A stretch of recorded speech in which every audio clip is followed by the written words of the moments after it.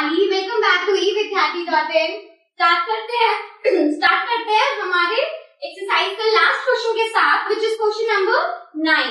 Now question number 9 is more of an experiment. अब ये experiment है और ऑस्मोसिस के एक्सपेरिमेंट के ऊपर ये क्वेश्चन बेस्ड है, ठीक है। तो सबसे पहले मैं आपको क्वेश्चन का सेटअप समझा देती हूँ कि बेसिकली हमसे एक्सपेरिमेंट में क्या पूछा गया है, ठीक है। So what we have to do, हमें यहाँ पर 4 ट्रफ्स लेने हैं, या फिर आप बोल सकते हो कि जैसे मैंने यहाँ पे जार्स बनाए हैं तो जार्स ले लो कंटेनिंग वाटर, ठीक है। तो हमें कोई भी ऐसा ट्रफ या जार लेना है जिसमें हमने 4 जगह पे पानी भर के रख दिया, ठीक है। उसके बाद हमें साथ साथ कुछ पील्ड पोटैटोज लेने हैं। 3 पील्ड पोटैटोज हमारे ABC में हो गए हैं और एक हमारा बॉइल्ड पोटैटो जार टी में है, ठीक है। सो पील हम इस तरीके से अपने पोटैटो को कर रहे हैं कि हम अगर उसे पील करेंगे तो उसमें कप शेप जो है शेप बन जानी चाहिए, एक हॉलो शेप बन जानी चाहिए जो एक कप की तरह लग रही है, ठीक है। तो यही 4 पोटैटो जो है मैंने एक एक करके चारों जार्स में रख दिए हैं, ठीक है। अब इसके साथ इसमें क्या ऐड किया गया है, अगर हम जार नंबर 1 की तरफ देखते हैं तो यहाँ पर मेरा जो पोटैटो है जो मैंने हॉलो करके रखा है वो सिंपली पानी में सिर्फ पुट कर दिया गया है, ठीक है। बट अगर हम अपने जार B की तरफ देखते हैं तो हमारा जो हॉलो पार्ट था पोटैटो का उसके ऊपर हमने शुगर क्रिस्टल्स को भी डाल दिया है, ठीक है।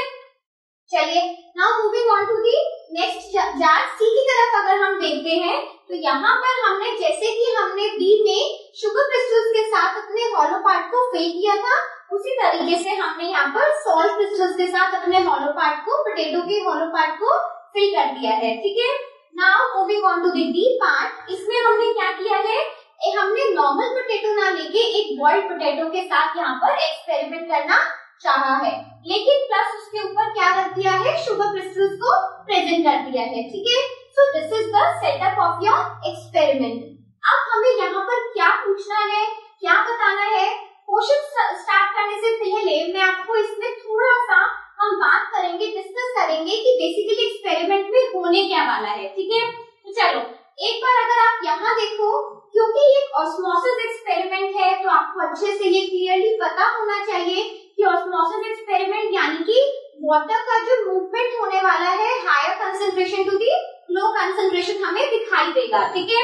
तो अब अगर हम अपने A को देखते हैं, क्योंकि यहाँ पर कंसंट्रेशन का कोई मतलब नहीं बनता है, तो हमें अभी जब थोड़ी देर में हम क्वेश्चंस पढ़ेंगे ना, हमें क्लियर हो जाएगा कि यहाँ पर कोई भी मूवमेंट नहीं होने वाला है, ठीक है। अगर आपको B के बारे में बताती हूँ तो B में आप देखो कि यहाँ पर मेरे पास शुगर क्रिस्टल्स हैं, क्योंकि शुगर क्रिस्टल्स हैं और सॉल्वेंट यानी कि मेरा वाटर की मात्रा यहाँ पे ज्यादा है, यानी कि हाई कंसंट्रेशन है।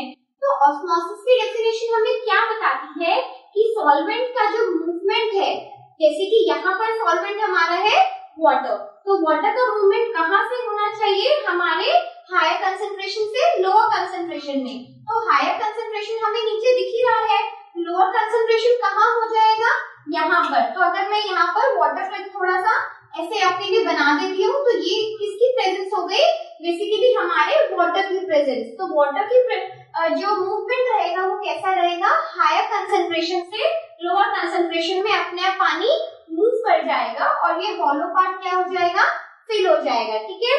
इसी तरीके से आप देखो, अगर मैं C पार्ट की बात करूं, C पार्ट में भी आप खुद सोचो और मुझे जल्दी से कमेंट सेक्शन में बताओ कि क्या होने वाला है। बिल्कुल सिमिलर केस है B जैसा, यहाँ पर हमारे पास सॉल्ट सोल्यूशन है, सॉल्ट है बेसिकली एक सॉल्यूट की तरह यहाँ पर वो काम कर रहा है, और जो हमारा सॉल्वेंट है यानी कि पानी, वो कैसा है, यहाँ पर तो हाई कंसंट्रेशन में और ऊपर इस हॉलो पार्ट में लोअर कंसंट्रेशन में है। तो पानी का मूवमेंट भी कहाँ से होना चाहिए, हायर कंसंट्रेशन से लो कंसंट्रेशन में होना चाहिए, और यहाँ पर पूरे में पानी फिल हो जाएगा, ठीक है। तो इस तरीके से आपको समझ आया कि किस तरीके से हम वाटर के मूवमेंट को समझते हैं, ठीक है।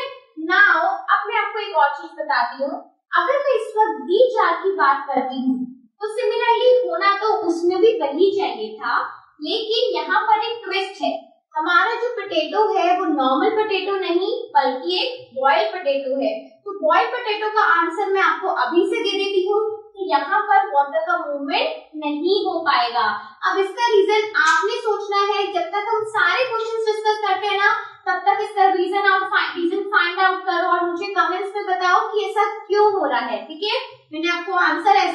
तौर पे दे दिया है, बट आप मुझे अब रीजन बताओ कि ऐसा क्यों होगा कि वाटर का मूवमेंट पॉसिबल नहीं है। ओके, चलो अब हम स्टार्ट करते हैं अपने क्वेश्चन नंबर ए के साथ, फर्स्ट पार्ट के साथ। नाउ व्हाट डज इट से?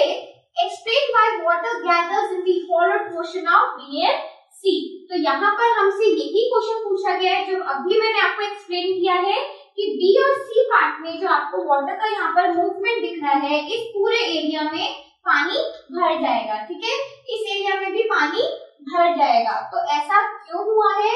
ऐसा हम बहुत अच्छे से समझ चुके हैं कि ये क्यों हुआ है, ऑस्मोसिस की वजह से हुआ है। ठीक है, एक बार इसका आंसर देख लेते हैं। Because of the difference in the concentration of water, क्योंकि हमें क्लियरली पता था कि वाटर का कंसंट्रेशन में डिफरेंस आ गया है, इसलिए हायर कंसंट्रेशन से लोअर कंसंट्रेशन में पानी का मूवमेंट होना ही होना है।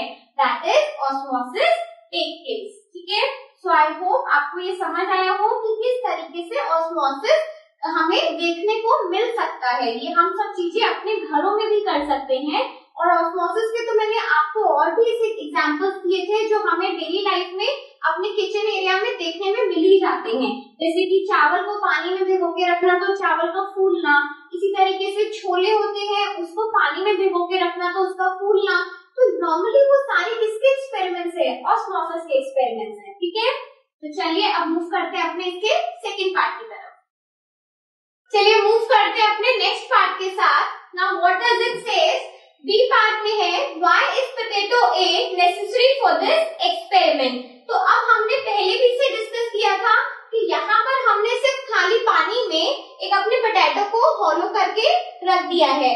तो इसमें हमसे ये पूछा जा रहा है कि अगर इसमें कुछ होना नहीं था तो नेसेसरी क्यों है, इस पॉइंट को रखा ही क्यों गया है। ठीक है, तो उसका रीजन ये है just to compare other experiments and it is clearly visible that water cannot move on its own।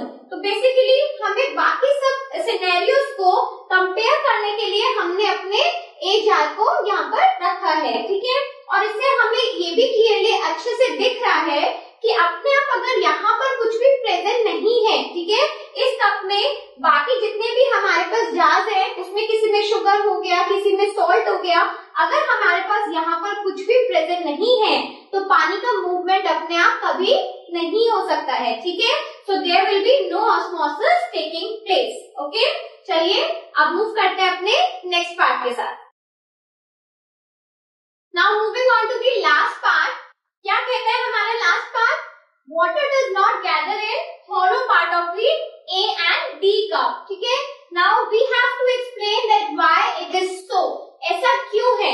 हमने भी देखा है हमारे एक्सपेरिमेंट में, अगर हम ए कप की बात करते हैं वहां पर भी वाटर गैदर नहीं हुआ था, इस वाले पोर्शन में कुछ भी नहीं है ना, दिस इज एम्प्टी। सिमिलरली अगर हम डी वाले कप की बात करते हैं तो डी वाले में मैं आपको पहले भी आइडिया दे चुकी हूँ कि डी वाले में भी वाटर गैदर नहीं करेगा। अगर यहाँ पर सिर्फ शुगर क्रिस्टल्स मौजूद है या फिर उसकी प्रेजेंस है किसी भी सॉल्यूट की, तो फिर भी यहाँ पर ऑस्मोसिस नहीं हुआ, वाटर ऊपर जाकर यहाँ पर गैदर नहीं किया है। ठीक है, तो अब हमें यही एक्सपेरिमेंट के पहले मतलब अभी हमें इसी का हमें रीजन देना है। ठीक है, तो सबसे पहले तो हम एक कप की बात करते हैं।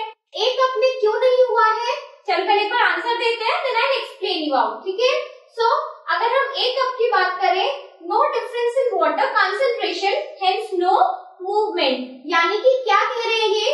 क्योंकि यहाँ पर कोई भी वाटर मूवमेंट नहीं दिख रहा है, डिफरेंस नहीं है कंसंट्रेशन में। कंसंट्रेशन मतलब कि पानी की मात्रा, यहाँ कोई सॉल्यूट तो प्रेजेंट है नहीं कि भाई सॉल्यूट की प्रेजेंस ज्यादा है और वाटर की कंसंट्रेशन कम हो गई है, क्योंकि वहाँ पर कुछ प्रेजेंट ही नहीं है, इसीलिए डिफरेंस हमारी कंसंट्रेशन में हमें नहीं दिख रहा है। ठीक है, और क्योंकि अगर कंसंट्रेशन में डिफरेंस नहीं दिखेगा दैट मीन्स कि कोई ऑस्मोसिस हो ही नहीं सकता है, so there will be no movement of the water. ठीक है, चलो अब हम देखते हैं एक बार कि हमारे डी पार्ट में क्या है। लेकिन देखने से पहले मैंने आपको इस वीडियो की स्टार्टिंग में भी बताया था कि आप रीजन ढूंढोगे कि यहाँ पर मूवमेंट नहीं होगा, तो क्या उसका रीजन है? अब तक मेरे कमेंट बॉक्स में आ जाने चाहिए इसके आंसर। तो रीजन ये है कि ये एक बॉइल्ड पोटैटो है, और बॉइल्ड पोटैटो सिर्फ बॉइल्ड पोटैटो रीजन नहीं है, बट बॉइल्ड पोटैटो का फीचर ये रहा कि बॉइल्ड पोटैटो खाने में तो बहुत अच्छा लगता है लेकिन उसके सेल सारे डेड हो जाते हैं, ठीक है। तो अगर हम उसे साइंटिफिकली स्टडी करने के लिए देखें ना, तो वहां पर वो लिविंग सेल्स नहीं रहते हैं। वो हमारा किचन मटेरियल, फूड मटेरियल तो बन जाता है, लेकिन अब उसका कोई भी एक्सपेरिमेंट में यूज नहीं किया जा सकता, बिकॉज यहाँ पर हमारे पोटैटो के सारे सेल्स डेड हो चुके हैं, ठीक है। एक बार आंसर में देखते हैं, फिर मैं आपको साथ साथ समझाती रहूंगी। Now since the potato is boiled, क्योंकि हमारा पोटैटो बॉइल्ड था, इट्स सेल्स आर डेड, और क्योंकि उसके सेल्स डेड हो गए हैं, the particles can move freely. अब आप ये देखो कि हमने बाकी चैप्टर में भी और क्वेश्चंस में कितनी बार इस चीज को डिस्कस किया है कि अगर हमारा सेल्स डेड हो जाते हैं या मेम्ब्रेन का ब्रेकडाउन हो जाता है, तो कोई भी मूवमेंट में रोक टोक नहीं रहेगी और वो कोई एक्टिविटी भी शो नहीं करेगा, है ना। इसी तरीके से अगर यहाँ पर भी ये जो बॉइल्ड पोटैटो पड़ा है, this is a dead cell basically, इसके अंदर जितने भी हमारे सेल्स हैं वो सारे डेड सेल्स हैं। तो डेड सेल्स है तो कोई रोक टोक नहीं है, कोई अगर कंसर्न सेमी परमेबिलिटी होती है ना कि इधर उधर पार्टिकल्स मूव ना करें, तो मेम्ब्रेन भी तो वर्कआउट नहीं करेगा ना। यहाँ पर कोई भी चीज यहाँ पर प्रेजेंट नहीं है, ठीक है, लिविंग नहीं है, तो इसलिए there will be no osmosis, no movement of the water. चाहे कंसंट्रेशन में जितना भी डिफरेंस हो जाए, लेकिन ऑस्मोसिस तभी पॉसिबल है जब आपका सेल लिविंग है, ठीक है, जब उसका मेम्ब्रेन जिंदा है कि वो सेमी परमेबिलिटी शो कर सके, ओके। सो क्या है यहाँ पर, क्योंकि उसके सेल्स डेड हो गए हैं, particles can move freely, okay, then therefore no osmosis can take place. कोई भी ऑस्मोसिस नहीं हो सकता है between the sugar molecules and your water, ठीक है। तो इस तरीके से कोई भी आपको अगर ऐसा एक्सपेरिमेंट आता है, इस क्वेश्चन से अलग भी आपको आ सकता है, आपसे किसी और वेजिटेबल या किसी भी फ्रूट के बारे में कोई भी ऐसा आपको एलिमेंट दे देंगे जिसके बारे में आपसे पूछ सकते हैं कि अगर दिस एंड दिस सिचुएशन है तो उसमें क्या होगा। तो बेसिकली ये क्वेश्चन आपको ये इस चीज के लिए तैयार कर देता है कि अगर आपको एक्सपेरिमेंटली ऑस्मोसिस के बारे में पूछा जा सके। देखो आप ये आइडिया लगा लो कि इस 3 क्वेश्चन में आपके ऑस्मोसिस के कॉन्सेप्ट कितना क्लियर है या नहीं है, उसका पूरा अंदाजा लगा लिया है, ठीक है। तो अगर क्लास में होगा, अगर एग्जाम में आना होगा, तो दे कैन ऑल्सो आस्क कि ऑस्मोसिस का डेफिनेशन नहीं चाहिए, they can give you this experiment. इससे आपको वो ये भी पूछ लेंगे कि भाई ऑस्मोसिस क्या है, और आपकी नॉलेज भी जज कर लेंगे, ठीक है। So these are the smart questions, और ऐसे क्वेश्चंस अगर अच्छा पेपर बनेगा ना तो वो जरूर आ सकते हैं। So be prepared with these type of questions also, okay. And अगर आपको कोई भी ऐसा डाउट है, आपको किसी भी ऐसे तरीके का या कोई भी क्वेश्चन आपको डिस्कस करना है, तो मुझे कमेंट बॉक्स में जरूर बताइए, we can discuss it then, okay. तो चलिए अब मूव करते हैं, अपने आगे बढ़ेंगे अपने नेक्स्ट चैप्टर्स के साथ। Stay tuned with us. कहीं पे भी आपको प्रॉब्लम है, हमें कमेंट बॉक्स में हमारे साथ जुड़े रहिए, लाइक करिए हमारी वीडियोस को और आगे बढ़ते रहिए, ठीक है। Keep watching, keep learning and bye bye.